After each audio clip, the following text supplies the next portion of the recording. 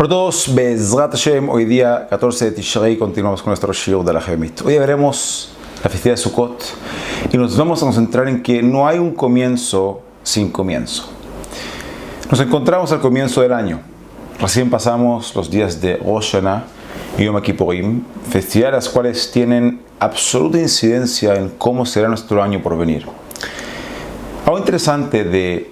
todo esto es que el Creador decidió que inmediatamente posterior a estos dos grandes días de Rosh Hashanah y Yom Kippurim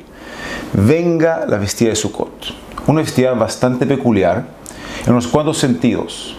tanto en las mitzvot que incluye como también los fenómenos halágicos que vemos acá. Hoy nos gustaría enfocarnos en un solo punto muy interesante que esconde todo este fenómeno que nombramos anteriormente, y este punto nos va a cambiar probablemente la forma de ver y de enfrentar este comienzo del año. Si fijamos bien, para poder construir una sukkah, no necesariamente tienen que haber 4 muros cerrados herméticamente perfectos con un shaj que cubra de forma perfecta todo el interior de la sukkah, sino que existe una cantidad de indulgencias para poder permitir a sukkah y considerar kasher bastante numerosas y bastante interesantes que no lo vemos en ningún otro lugar. Por ejemplo,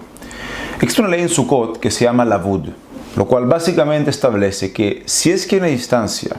entre el muro de la sukkah y el shaj, que es el techo de la sukkah, que sea igual o menor a 3 tfajim, que es menos de 24 centímetros, se considera como si no hubiera ese espacio y se ve al shaj como si estuviera unido al muro de la sukkah, considerando la sukkah válida para la mitzvah. Otra indulgencia que tenemos es la ley que se llama Dofen Akuma, un muro chueco, lo cual básicamente establece que si es que el shaj estaba alejado del muro de la sukkah más de 24 centímetros, pero menos de 4 amot, que es menos de 2 metros, y en ese espacio de 2 metros había un shaj que no es válido para la mitzvah, como por ejemplo las planchas de metal, entonces vemos como si es que ese muro de la sukkah se hubiera enchuecado y en consecuencia se lo ve como si estuviera unido al shaj de la sukkah, dejándola válida gracias a esta indulgencia. Otra indulgencia que poseemos es el caso de un muro que no posee la altura para conectarse con el shaj, pero sí posee la altura mínima para hacer kasher, lo cual son 10 tfajim, entre 80 a 100 centímetros, dependiendo de la opinión halágica. Entonces, aplicamos una ley que se llama Gut Asik, y se considera que el muro como si es que subiera hasta el cielo y estuviera pegado al shaj, a pesar de que existe un espacio entre ellos. Y como estas indulgencias, existen otras cuantas más, como Gud Ahid y otras cuantas más que no vamos a extendernos para explicarlas en este shiur. Pero sí es importante entender que existen este tipo de indulgencias solamente dentro de la fiesta de Sukkot. En la época de Moreno Abal Shem Tov, Rabbi Israel Abal Shem Tov, que vivió en 1700, el fundador de todo el movimiento de la Hasidut, había rabanim que se opusieron a la corriente y a la forma de pensar que él tenía. A pesar de que hoy en día claramente vemos que tuvo la razón en su elección, y que para nuestra generación la mejor forma de acercar la redención final es a través del camino del Baal Shem Tov, que involucra mucho amor y mucha concentración en lo bueno que tiene la persona y no en lo malo. En su Mador sobre la festividad de Sukkot aparece una historia ahí que ha ido pasando de generación en generación, y la historia cuenta lo siguiente. Durante la festividad de Sukkot, un grupo de estos rabbanim que se oponían a la forma de pensar del Baal Shem Tov decidieron visitar al Baal Shem Tov en su sukkah. Al ingresar a su sukkah, uno de los rabbanim notó un detalle que según su opinión dejaba invalidada la sukkah para hacer la mitzvah. Y dijo al Baal Shem Tov: estoy impresionado que una persona como usted esté sentado en una sukkah que es inválida. Según la halajá, este fenómeno que estoy viendo acá deja a la sukkah invalidada para la mitzvah, y veo que a usted no le importa. El Baal Shem Tov también era un experto en la halajá, lo más probable que incluso más que esos rabinos que vinieron a visitarlo. Inmediatamente se contrapuso a la opinión de este rabino y le dijo que la sukkah sí estaba válida y que sí se podía hacer la mitzvah con ella sin ningún tipo de problema. Los otros rabinos se unieron a la opinión de este rabino que estaba invalidando la azúcar del Baal Shem Tov. Y por lo el Baal Shem Tov Betokev se mantenía firme que su opinión era la correcta y que la azúcar estaba absolutamente kasher, válida para la mitzvah. Finalmente el Baal Shem Tov vio que no tenía forma de convencerlo, estaban sesgados por su opinión. Por lo que apoyó sus dos manos sobre su cabeza, de la misma forma que lo hace una persona que está pensando. Y de repente, al removerlas de ahí, vieron que había un pergamino dentro de su mano en clav que decía: la halajá es como Rabbi Israel al Baal Shem Tov y la azúcar está válida para la mitzvah. Firma Malach Matat, el ángel Matat. Es decir, el pergamino venía firmado nada más y nada menos que unos ángeles que conocemos bajo el nombre de Matat. Si bien la halajá no puede ser decretada del cielo, tal como sabemos la regla Lo Bashamayim Hi, la Torah no se encuentra en el cielo, sino que la halajá se decreta en la tierra, de acuerdo a las reglas que poseemos acá. En este caso el pergamino no venía a decretar la halajá, sino que venía a decirle a los otros rabinos que debían estudiar más en profundidad la halajá para ver que en realidad quien tiene razón es el Baal Shem Tov. Luego de ese suceso, ese pergamino pasó de generación en generación y se cuenta que cada vez que se lo ponía bajo la cabeza de un enfermo, el enfermo se mejoraba inmediatamente. Hasta que un día unos nietos del Baal Shem Tov puso el pergamino bajo la cabeza de un enfermo y el pergamino desapareció. Y entendieron que del cielo habían decretado el fin de ese fenómeno. Sin embargo, sin ingresar en mayor detalle sobre el pergamino, lo que nos gustaría analizar y levantar es una pregunta muy clara, la cual seguramente a ustedes también les surgió mientras escuchaban esa historia del Baal Shem Tov. Y es: ¿cómo puede ser que un rabino tan grande como el Baal Shem Tov haya estado sentado durante Sukkot dentro de una azúcar que tiene algún tipo de pregunta lógica? Es decir, ¿qué problema hay para el Baal Shem Tov de hacer una azúcar la cual cumpla con todas las opiniones alágicas y que según todos sea kasher para la mitzvah? Sí que tenga que confiarse en todo tipo de indulgencias para que así su azúcar se vaya a considerar válida. Y es más, si es que ya vio que hay rabanim que están poniendo en duda la validez de su azúcar, entonces ¿qué problema había en sumar un muro más en aquel momento, o agregar un poco de sjaje al azúcar, o solucionar sea cual sea el problema lógico que había ahí? ¿Por qué el Baal Shem Tov insistió tanto en dejar así su azúcar y en defender hasta el final su opinión de que la azúcar estaba válida para la mitzvah, a tal punto que tuvo que ser un milagro y un ángel mandar un pergamino que valida la azúcar del Baal Shem Tov?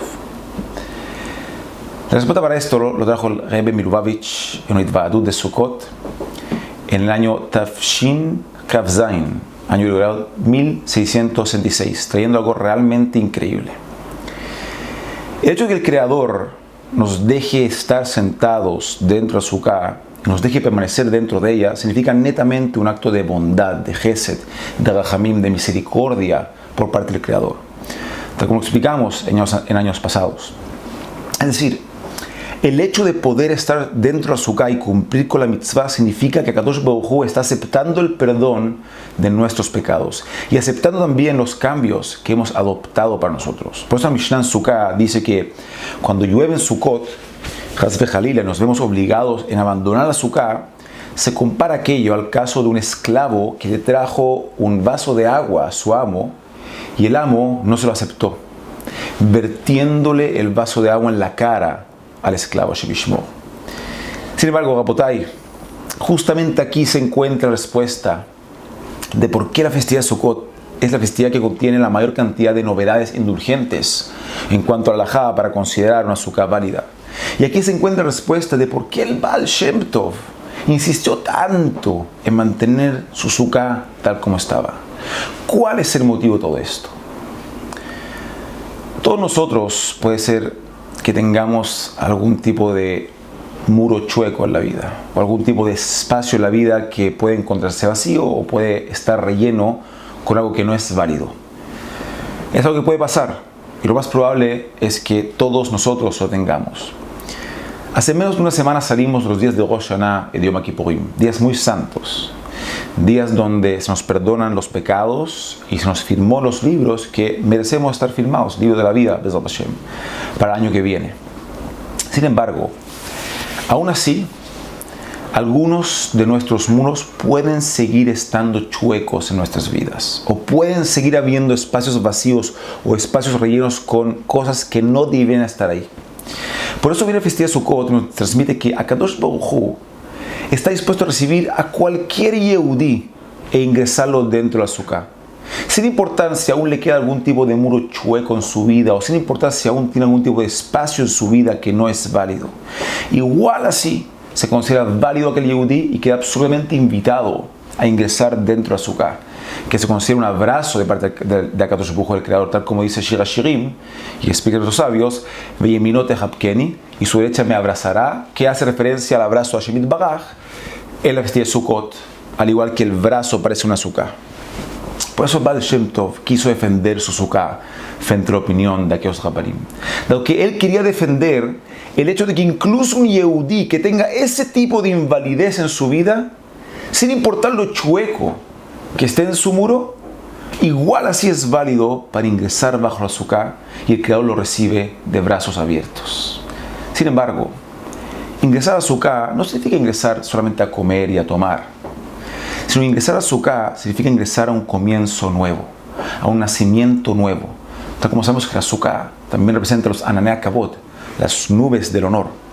que nos acompañaron 40 años durante el desierto, lo cual son las mismas nubes que cubrieron el mundo durante los 40 días de diluvio de Noah. ¿Y por qué nubes? ¿Y por qué 40 días?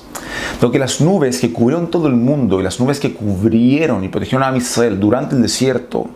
representan un vientre, un régimen. Al igual que el vientre protege y suple al bebé que se encuentra dentro suyo, y los 40 días son los 40 días que le toma un feto formarse y ser considerado una persona, asimismo actuaron las nubes con el mundo y con Am Israel. Por eso estar dentro de Sukkah simboliza estar dentro de un vientre. Y de la misma forma que no puede salir un bebé de un vientre sin que haya un nacimiento, asimismo nosotros no podemos salir de la Sukkah sin habernos preocupado de arrastrar un nacimiento nuevo en nuestras vidas,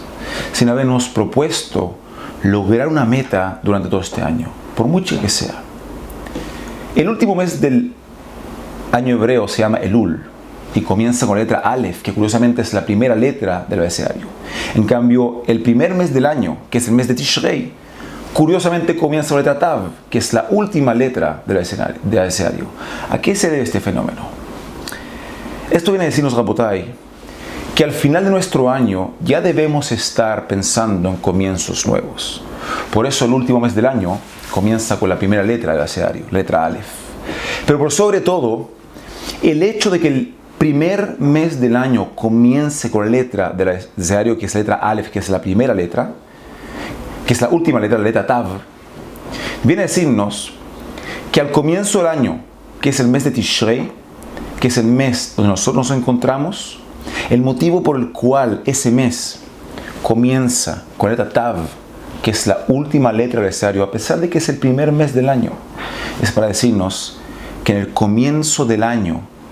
ya debemos estar visualizando dónde queremos finalizar el año y preocuparnos nosotros de que no va a existir un comienzo del año, sino un comienzo de parte nuestra. Shabbat Shalom Borach y Pitkat Ava, Moadim Lesimcha, Hagim Uzmanim Zason.